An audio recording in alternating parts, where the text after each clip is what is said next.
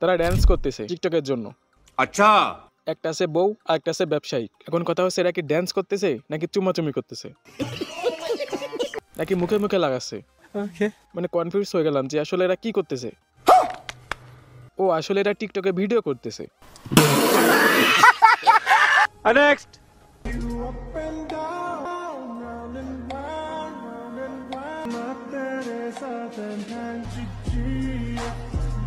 ये सब क्या देखना पड़ रहा है।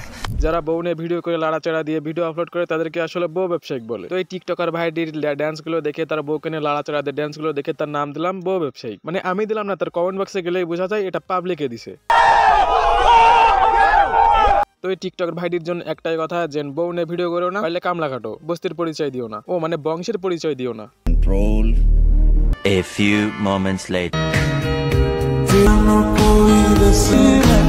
ও ভাই মারো, মুঝে মারো।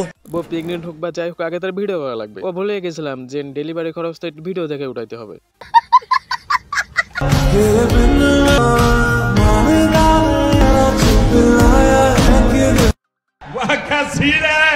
ও আসলে ভাইটি তার বউকে কেয়ারিং করতেছে।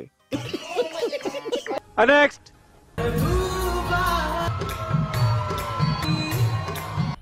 মজা আয়া। মানে বিষয়টি হয়েছে কি, ব্যবসা যখন উন্নতি হয় তখনকার অবস্থা। এখন নিজে তো ভিউ কামাচ্ছে সাথে অন্যদের ছেলেদেরকে নিয়েও ডান্স করতেছে যাতে ভিউ একটু বেশি বাড়ে। মানে বলতে গেলে বউকে বিলিয়ে দিয়েছে।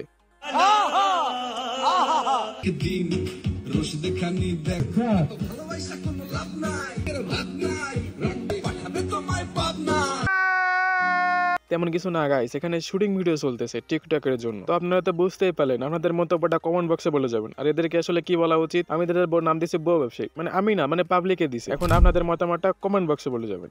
और अगर तुम लोग नए हो तो सब्सक्राइब करो।